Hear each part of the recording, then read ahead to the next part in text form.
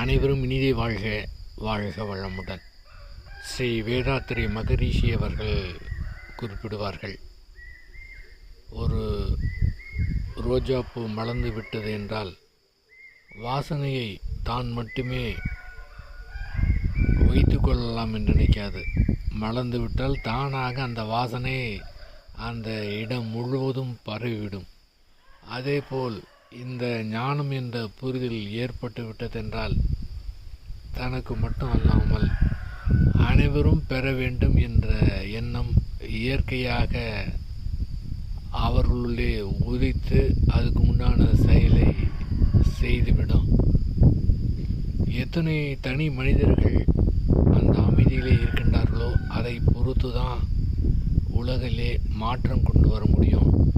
இந்த புரிதல் அதற்கு உதவியாக